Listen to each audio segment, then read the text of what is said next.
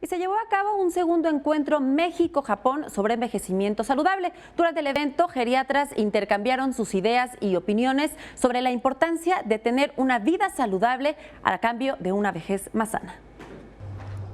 Para 2050, 4 de cada 10 mexicanos será mayor de 60 años. Sin embargo, el país cuenta con un déficit de especialistas en adultos mayores, informó el subdirector de Investigación Epidemiológica Geriátrica del Instituto Nacional de Geriatría, Raúl Medina. Tenemos un déficit sumamente importante de geriatras. Son aproximadamente entre 500 y 600 geriatras en todo el país. Las estimaciones más conservadoras es que necesitaríamos por lo menos 4 veces ese número.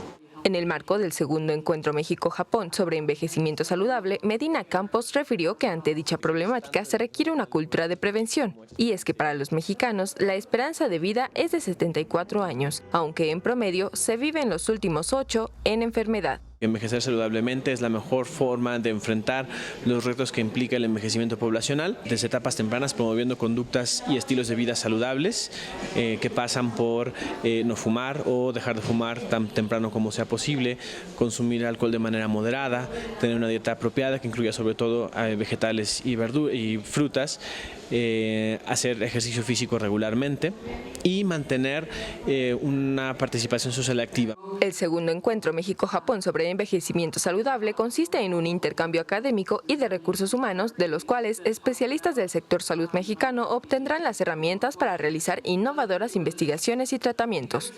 Con imágenes de Jonathan Ramos, Andrea Díaz, 21 Noticias.